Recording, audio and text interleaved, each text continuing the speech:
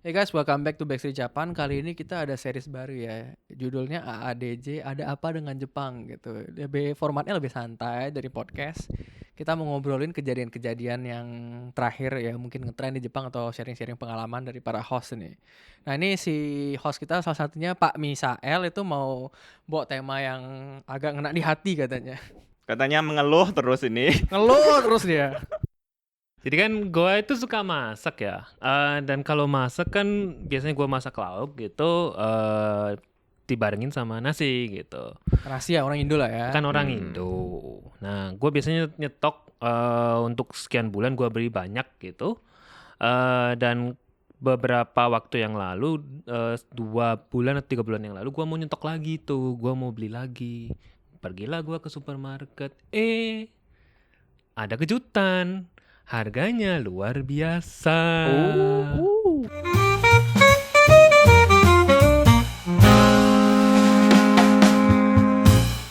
Berapa itu? Luar biasa itu berapa itu? Kali berapa? Kali berapa dibandingkan gue terakhir beli memang tahun lalu sih, gue lupa di bulan berapa gitu.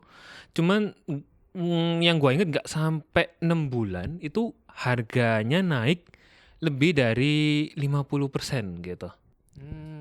Tahun 2024 ya, aku ingat banget, Mei, itu aku beli beras 5 kilo.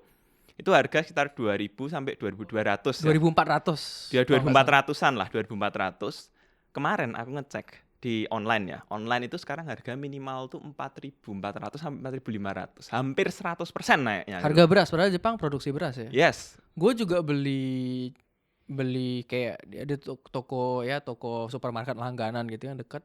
Itu stok beras juga habis. Terus gue cari online beras lokal habis. Ya kan beras Jepangnya habis. Terus habis itu gue mikir wah ini mampus juga nih kan makan nasi nih. Berilah gue beras impor dari Thailand gitu kan. Terus next mungkin dikirimnya tuh minggu depan atau 2 minggu lagi. Tiba-tiba dirubah ngirimnya lagi 2 bulan gitu stoknya Gak makan gue. Gak makan gue mampus. Makan apa Bapak? Akhirnya coba cari waktu itu kentang dulu sementara gitu. Akhirnya ya agak jor-joran buru-buru sering-sering ke supermarket buat cari gitu. Ini kenapa sih ya? Kok tiba-tiba gini banget? Gua sempet ada baca berita sebenarnya dari tahun lalu itu memang kondisi gak baik, terus harga beras naik. Kemudian gua nyari-nyari sumber katanya memang kena iklim ya katanya di Jepang. Tahun lalu panas banget sih. Panas banget gitu kan. Terus ada lagi yang bilang beberapa media sempat bilang juga karena nyalahin itu sih turis gitu kan. Kebanyakan turis terus nasinya habis dimakan turis. Berarti lucu sih. Gua nggak mikir aja berarti mereka kesini semua makanin beras tiba-tiba pulang atau gimana gitu. Tapi kemarin tuh turisnya emang katanya record high ya. Ya over tourism sih udah masuknya sih. Kayak supply-nya terlalu demand kan makannya juga katanya banyak banget gitu. Tapi ada penjelasan baru nih yang gue lihat beberapa hari yang lalu sih sebenarnya dari media populer Jepang. Ini gak bisa sebut nama ya guys di sini karena ternyata kita diciduk YouTube. Kena YouTube nanti. Kena YouTube nanti kalau sebut nama. Bener-bener. Pokoknya media populer itu bilang ada masalah populasi. Jadi kan farmer di Jepang tuh tua. Pada umumnya udah tua baru jadi farmer. Terus katanya gak ada regenerasi farmer baru. Kalau masalahnya di regenerasi, sekarang populasi Jepang juga terus menurun gitu kan berarti intinya keadaan ini nggak akan pernah membaik gitu dok? Bisa jadi new normal kali ya ini. Ya harganya mahal. Berarti ya udah ini normalnya sekarang 4.000 gitu ya, tiap 5 kilo beras 4.000 gitu. Gue sempat ngobrol sama teman-teman orang Jepang juga di kantor gitu kan. Jadi mereka pun akhirnya kebingungan gitu gimana caranya bisa dapat beras. Akhirnya mereka pun juga mikir apa mending kita mengurangi makan beras aja gitu. Bayangin orang-orang Jepang yang dari kecil makannya beras, produsen sushi dan lain-lain gitu, tiba-tiba harus menghilangkan beras dalam hidup mereka. Tapi ada sih yang ngomong gitu. Kenapa nggak makan kentang atau sagu gitu kan? Padahal kentang kan kalau di Jepang kentang tuh mahal ya. Dibanding kayak misalnya beras lo kan logikanya kita makan 100 gram gitu. Hitung-hitungan kasarnya kalau 5 kilo anggaplah 5.000 lah ya biar gampang. 1 kilo 1.000, 100 gram berarti 100 yen gitu. Udah bisa. Tapi kentang lu 1 kresek itu 300, lu makan setengah kresek 150 kalah. Lebih mahal ya. Lebih mahal tetap. walaupun beras mahal Hmm. gini. Cuma aku herannya tadi kan temanmu bilang ya, apa kita mengurangi makan beras gitu ya. Tapi ada nggak ya menurutmu yang orang Jepang mikir, kita lagi ada kekurangan beras, mari kita jadi petani gitu loh. Sayangnya nggak ada yang kepikiran gitu Panas, Pak. sih. Capek ya, Nggak nggak ada mau ya. sih. Nah, itu. Beda. Soalnya ini mungkin buat teman-teman yang nggak tahu ya, yang aku dengar ya, petani di Jepang itu lumayan makmur gitu loh. Benar-benar. Jadi kan di pedesaan itu aku pernah kayak homestay di salah satu rumah petani di Jepang.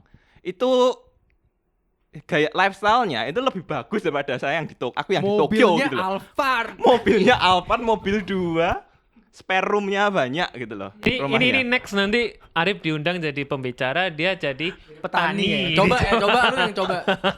Jadi temen petani gua- gitu loh di sini. Temen gue juga ada nih keluarga petani nih aslinya. Terus uncle-nya gitu katanya petani, masih bercocok tanam.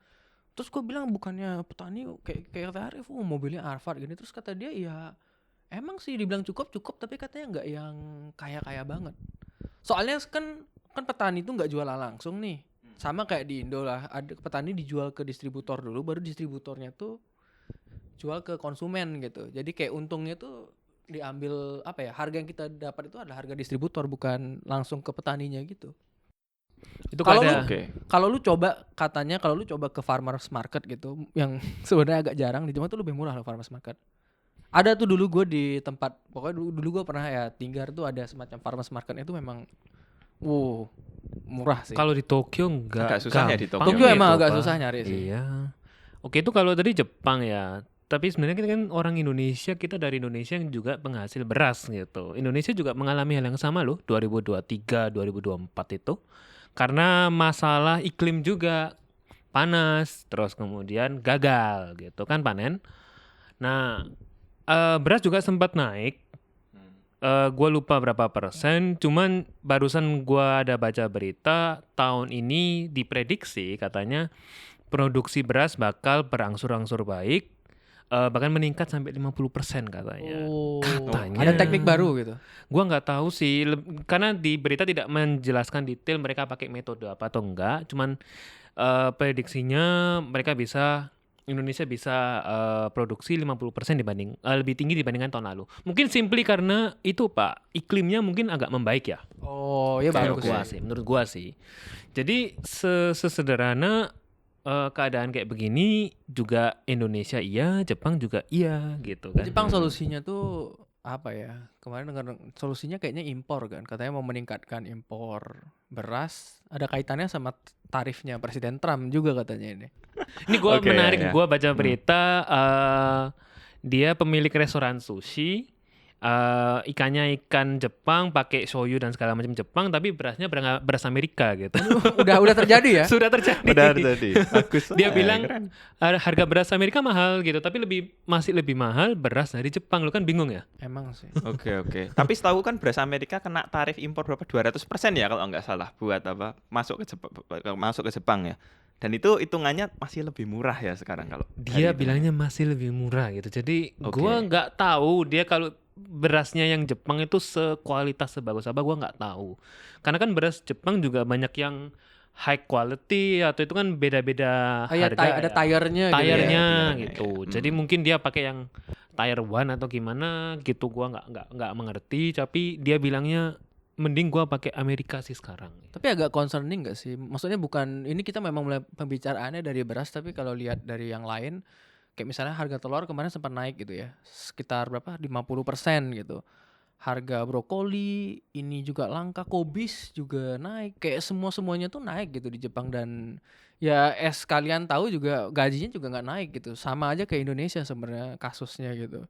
Ini agak concerning gak sih sebagai satu, kalau lu orang Jepang concern dengan kondisi ini. Dua, misalnya Jepang karena populasi kurang gitu.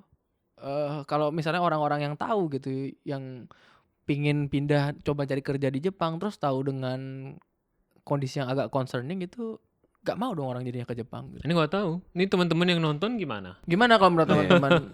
Kan kita nggak tahu juga misal perbandingan gaji sama pengeluaran di Indonesia berapa, kan kita nggak tahu. Mungkin teman-teman yang nonton yang Hitung-hitungannya lebih tahu, gimana gitu hitung-hitungannya ya. gimana gitu mungkin boleh share juga sih sebenarnya kan. Soalnya kan kita juga dengar ya kalau di Indonesia itu katanya juga susah. Cuma at the very least kalau di Jepang itu minimal gajinya lebih tinggi. Nah itu bener atau enggak? Dan masih ini enggak? Masih masuk enggak hitungannya? Mungkin Iya. teman-teman bisa komentar nanti. Nah, at least yang kita bisa ceritain di Jepang itu, ini media populer Jepang juga ya, media number one di Jepang lah ya. Itu kemarin ngeberitain bahwa real wages di Jepang itu turun. Turun. Berapa Kegerus persen? inflasi katanya. Berapa? Jadi kenaikan berapa persen, inflasi per tahun berapa persen gitu. Saya kurang tahu angka persisnya, tapi real wages itu kayak minus. Jadi kayak lu ini mereka tuh gini ya. Sayangnya tuh mereka beritainnya tuh bukan per tahun, per bulan loh ini bahkan. Per bulan tuh minus loh tiap bulan. Oke. Jadi anggap kayak gini, lu misalnya Januari minus 1%, Februari minus 1% lagi, lu across 1 tahun itu minusnya bukan 12% gitu loh, minusnya tuh Compounding ya. compounding, Compounding gitu. ya minus. Hitung aja 1% lagi tuh makin miskin terus gitu. Padahal gaji nggak naik gitu. Terus gimana? Terus solusinya apa? Nah, ini yang menarik ini ada gua kapan hari juga gara-gara soal itu katanya pemerintah Jepang mau ngasih bantuan karena inflasi harga pangan naik. Lu udah dapat itu nggak apa? Gua juga belum yang dapat. 30.000 yen atau bukan ya? 50.000. 50.000 yen. Oh, itu targetnya, tapi katanya ada gini, ada kayak misalnya Enggak kok, gua denger semua kok katanya. semua orang. Nggak tahu sih. Semua. Kalau dapat seneng sih. Tapi gua sempat bahas ya 50.000 ini ke teman-teman orang Jepang juga. Mereka sih nggak begitu excited loh dapat 50.000.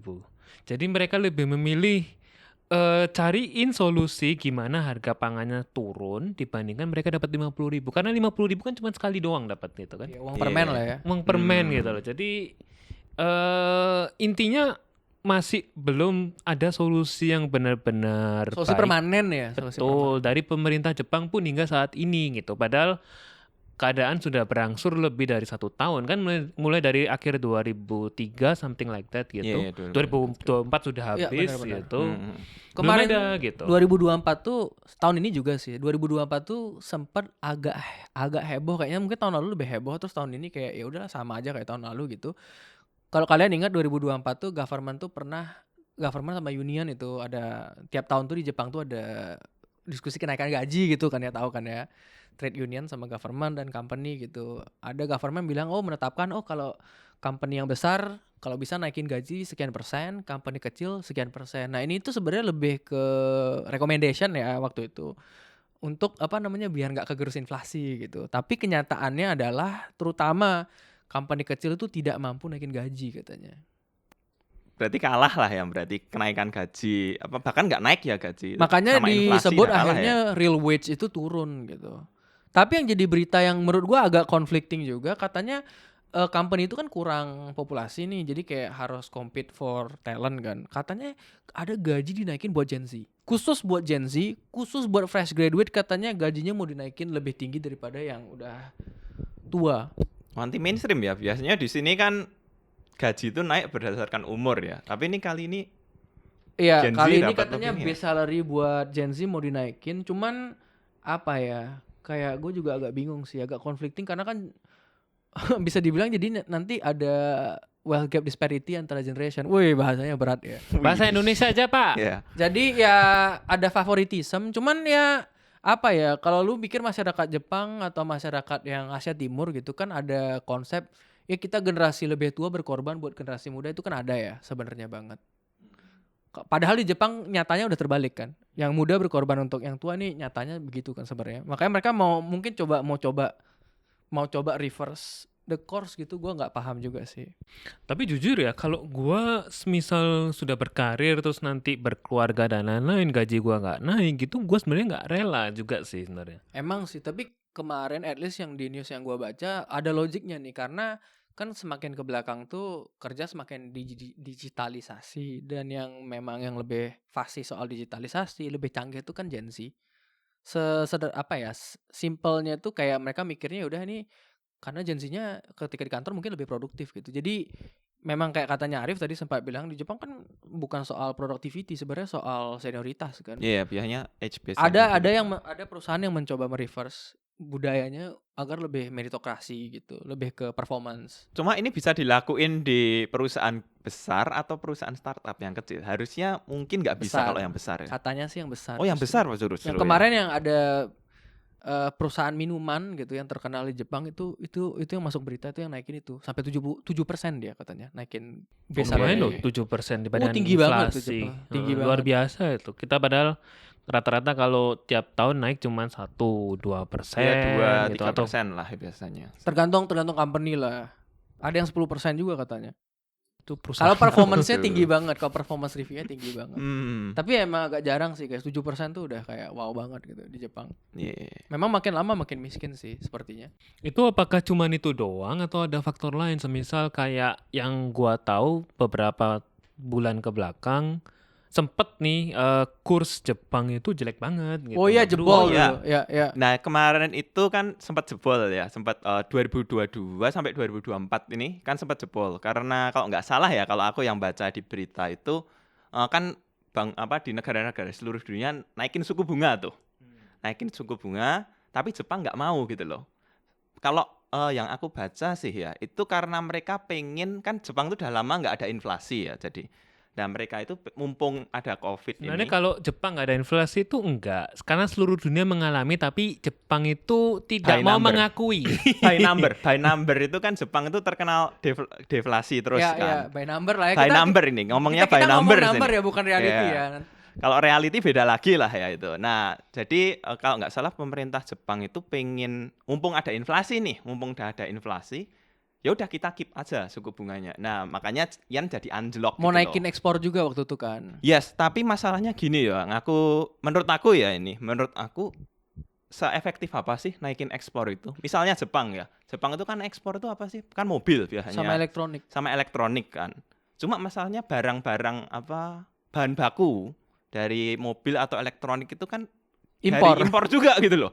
Jadi base-nya udah naik lagi gitu loh. Jadi ini seefektif apa dengan nge-keep suku bunga itu tuh untuk mensupport ekspor itu aku kurang paham juga Tapi sih. tahun sebenarnya. lalu katanya beberapa perusahaan kayak elektronik, mobil itu lagi record high profit katanya.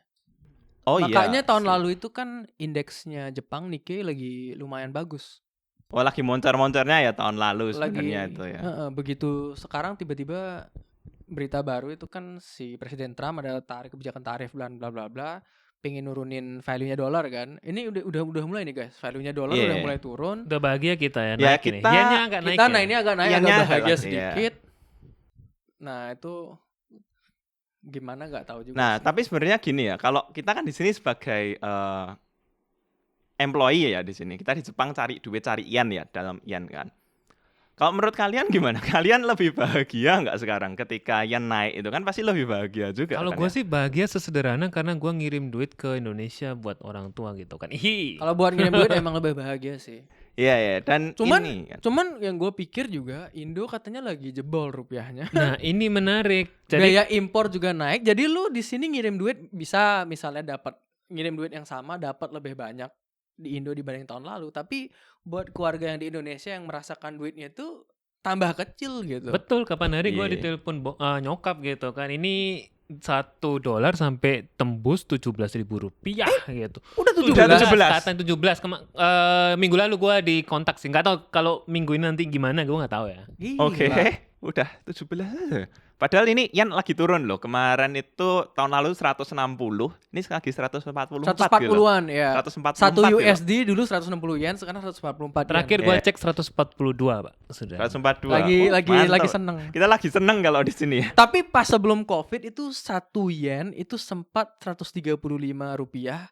1 USD itu 120 ya waktu itu kalau nggak salah. 120, 130 tuh 2022, 2021 tuh dapat itu. Itu tuh lagi happy-happynya itu yang kerja di Jepang kirim duit. Sayangnya masih waktu itu belum punya duit buat apa namanya?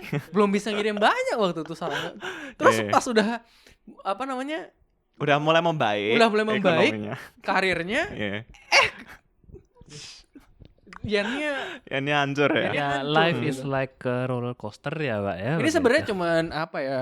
Pertimbangan mungkin buat teman-teman gitu ya. Karena apa compounding atau istilahnya cascading ya kayak domino gitu kan.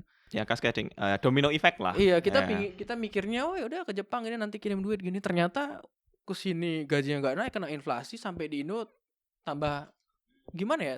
Sampai sini uangnya tambah dikit, sampai Indo tambah dikit lagi gitu. Ini lagi pusing banget nih memang dengan keadaan dunia ini nih.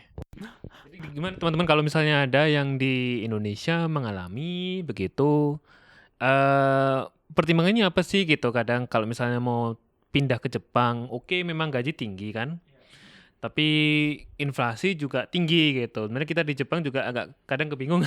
Apakah mungkin hitung-hitungannya itu masih masuk Iya, itu iya, gimana cara masuk nggak ngitungnya sih teman-teman hitungnya tolong gitu. diajarin ke kita ya gitu. Yaudah tadi kan lu pada bilang wah ini ekonomi gini gini gini gini. Yaudah pertanyaan mungkin penonton tanya ngapain kalau gitu lu masih di Jepang gitu. Ya emang alternatif yang lebih bagus apa gitu loh. Sama sih, gua juga masih belum menemukan sesuatu yang lebih baik gitu. Jadi bertahan dulu Yang intinya. lain-lain juga pada pusing juga gitu. Gimana caranya kita optimize di situasi ini gitu ya. Ini kira-kira gimana nih di situasi buruk seperti ini kan karena ada begini Rif. Karena waktu corona itu katanya ada yang dapat cuan gitu. Jadi sebenarnya tuh ada orang-orang yang bisa memanfaatkan situasi buruk untuk memperkaya dirinya gitu. Nah, loh. coba Bapak memanfaatkan kondisi ini di-share ke Bisa teman-teman nggak gitu. sih dimanfaatin kondisi Heeh. ini menurut lu gitu? Apa ya kalau manfaatin kondisi ini lebih kayak ini sih. Setauku itu kebanyakan kan lewat kayak pasar saham atau apa gitu ya. Lewat investasi, lewat pasar saham. Menurut aku satu cara biar bisa kayak di saat krisis gitu ya kita harus ada spare duit buat mulai investasi itu sih. Kapan hari ada orang bilang saham-saham di Indonesia juga lagi jelek. Terus orang-orang bilang yang udah punya duit bilang ya bagus dong berarti kan diskon. Kita Saatnya kalau diserok. saatnya diserok. Nah, itu Serok. orang-orang Iya. yang punya duit kan istilahnya Yes, gitu. makanya ya mungkin itu sih untuk orang-orang yang punya duit atau punya uang nganggur. Nah, itu biasanya mereka yang biasanya bisa memanfaatin situasi sih. Karena kan banyak orang-orang yang karena apa hashtag kabur aja dulu, mereka berpikir kalau oke keadaan di Indonesia mungkin sekarang kurang baik, gimana kalau kita keluar negeri?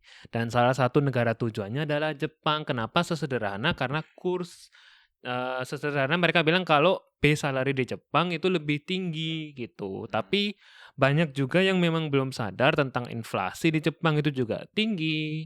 Ntar lu dibilang wah lu mau discourage orang nih, gatekeeping ini sengaja Yeah. jelek-jeleknya. Gue lebih baik dibilang gitu, tapi gue bicara apa adanya. Dibandingkan kalau enggak kok semua datang ke sini, tapi orang-orang setelah datang ke sini terus akhirnya menyesal nggak tahu apa-apa, itu gue nggak mau menyesatkan sih. Ya Itu sebenarnya ada ini sih. narasumber kita ya di Yeah. apa yang Toku Tegino itu narasumber yang kembar itu sempat bilang karena kurang banyak informasi akhirnya sampai Jepang kecewa gitu ya. Bahkan tapi di investasi pun nggak gitu sih. Ada orang tuh yang bilang lebih baik kamu itu ketinggalan apa untuk investasi, ketinggalan kereta daripada kamu FOMO gitu loh. Kamu langsung masuk, nggak tahu apa-apa, kamu langsung masuk investasi atau apa, kamu rugi gitu loh. Mungkin sama juga kayak gini. Berarti Sebelum yang kita kalau bisa teman-teman. yang Jadi seintinya sesederhana, bukan kita ini mendiscourage gitu, tapi kita memberikan pandangan tentang apa yang kita lihat di sini sekarang. Nah, tugas teman-teman adalah kalau memang mau ke sini itu pertimbangkan segala macam mulai dari A sampai Z. Kalau memang tentu saja apa ya resiko itu selalu ada gitu loh. iya. Tapi kalau teman-teman berasa bisa untuk mengambil resiko itu, Optimis gitu lah ya. optimis, menjadikan itu jadi opportunity entah dengan strategi apa, ya why not? Intinya kan itu. Yeah. Tapi harus tahu informasinya dulu ya gitu ya. Pastinya dulu cari segala macam, jangan cuma sekedar teman-teman gua nih lagi ke Jepang semua kerja, gua juga mau ikutan, jangan. Ya, intinya jangan inilah ya, jangan ikut-ikutan tapi tanpa ada tujuan yang jelas gitu sih. Banyak ya narasumber kita yang ngomong gitu juga dulu ya. Yang Yes. profesional di di rekrutmen pada Ya bilang apa gitu ya, sih. mungkin lebih sederhana ini sih. Orang kan cari kabur aja dulu itu berharap di sini tuh mungkin ada beberapa yang berharap di sini tuh lebih mudah atau apa, gaji lebih tinggi. Cuma sebenarnya ya kalau kenyataannya sih menurut aku di mana-mana tuh sama gitu loh. Tantangannya tetap sama, sekarang lagi susah semua gitu loh situasinya. Gua mikir lebih ke living quality sih ya. Nah ini living quality jadi beda problem loh. Sesederhana kalau gaji lu setinggi apapun, tapi living cost lu tuh juga tinggi di mana-mana pun sama gitu kan. Kayak Intinya ibaratnya itu. lu di Jepang di Indo misalnya lu punya gaji X gitu, lu bisa ngomongnya gini deh, apartemen deh. Kalau apartemen di Indo kan secara square meter itu rata-rata rumah misalnya lebih gede daripada di Jepang. Di sini kan apa-apa sempit gitu. Kadang-kadang juga lagi galau ini ya guys ya. living quality-nya juga nggak yang gimana banget gitu. Atau mungkin belum kaya enough, gue nggak tahu juga sih. Ya itu sih. Jadi kembali lagi ke teman-teman gitu kan, kita hari ini sekedar sharing ya tentang segala macam hal yang terjadi di Jepang akhir-akhir ini gitu. Tapi at least ada satu yang absolut sih, maksudnya ekonomi buruk yang kalau tadi balik ke living quality gitu ya, memang rumah lebih jelek, tapi ada yang absolut tuh satu, bersih udaranya, Iya. transportasi umum reliable, sering, dan murah gitu. Iya. Oke, kita mau tutup lah ya. Mau tutup dulu, udah cukup ya gibahnya ya. Ya udah. Udah terlalu Nanti banyak. lagi. Ya, mau dengar dari teman-teman nih. Intinya kan gimana menurut teman-teman pembahasan kita hari ini, karena banyak banget yang dibahas, mulai dari tadi awal kita ngomong beras gitu kan, terus kita ngomong soal kenaikan gaji yang tidak tahu arahnya kemana, Inflasi yang inflasi kegedean. juga. kemudian juga membahas soal Nilai tukar. dan lain-lain gitu. Nah, kalau teman-teman mau bahas yang lain tentang kondisi di Jepang apa, tinggal tulis aja menurut kalian gimana, atau ada yang mengalami ternyata kalau gaji gua nggak ngaruh kok, gua di Jepang makmur aja. Bisa Tulis kok aja. sebenarnya, bisa kok sebenarnya kayak gini. 20%, naik 30%. Mungkin kita juga pengen belajar dan Nah, itu pengen tahu tulis tipsnya aja gitu di ya. bawah ini gitu. Nah, kalau ini rame nanti kita lanjut lagi. Kita mau bahas banyak hal yang terjadi di Jepang. Jadi tetap tungguin di episode ada apa dengan Jepang selanjutnya gitu. Bye bye.